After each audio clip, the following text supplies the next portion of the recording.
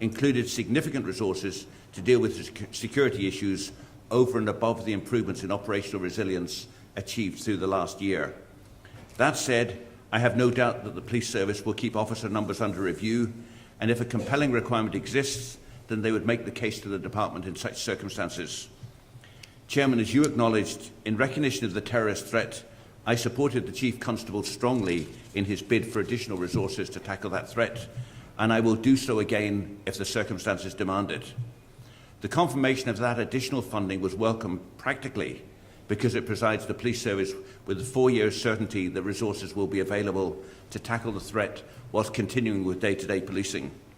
It was also welcome politically and welcome psychologically because it demonstrated a real understanding at the highest political levels, both here in Northern Ireland and at Westminster, of the scale of the challenge that you face.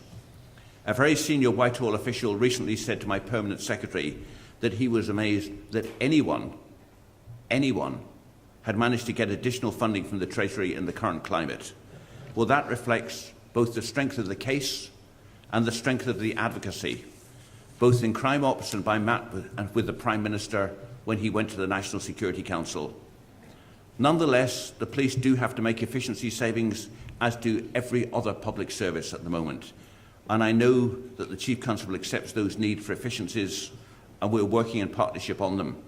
But I will say that the DOJ's financial settlement has sought to protect frontline services, most specifically policing, to the greatest extent possible, and to focus on making the back office efficiencies to ensure we get the best possible value for money.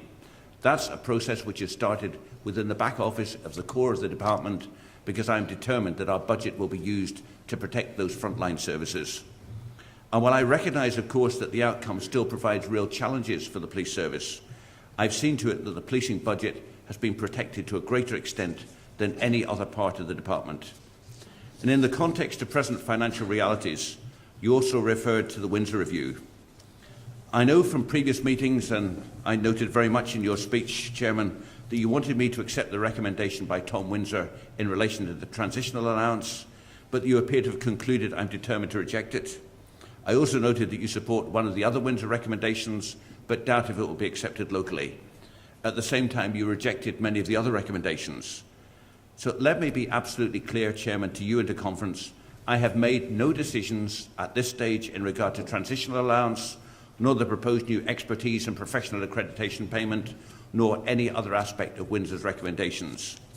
Until I am convinced otherwise, I continue to believe that it's in the best interest of your members that we maintain parity and comparability of terms and conditions right across the UK. The current exercise to recruit 40 additional officers from outside Northern Ireland would be a lot more difficult if we didn't, as would movements in the other direction. So my intention at this stage is to consider all of these issues around pay and allowances together. That doesn't mean anything, including an uplift to transitional allowance, is ruled out or ruled in. Rather, it means I would consider, in the light of national discussions, how best to address all of the issues relating to police officer terms and conditions and remuneration as a whole, and I will continue to listen carefully to what the Federation and the other relevant bodies have to say on all of that. I will have to take a similar approach to the issue of pensions. Lord Hutton's report on the state of public sector pensions is relevant to Northern Ireland as it is elsewhere in the UK. At the last budget, the UK Government accepted the recommendations for long-term structural reform of public service pensions as a basis of consultation. A document setting out the UK Government's plans is expected in the autumn. Following discussion and negotiation of the Police Negotiating Board and the Police Advisory Board, I, just the same as my Scottish counterpart, will have to consider these recommendations in the light of the UK Government's response. Finally, let me touch on the challenges, as you did, of the past. I believe we share the view that there is no easy solution to the issues of the past. Just look at the past month, where we've had the reports of the Rosemary Nelson inquiry and the Police Ombudsman's investigation into the Loughin Island killings. They've epitomised the contention and division that will still arise when we look into what happened during the Troubles.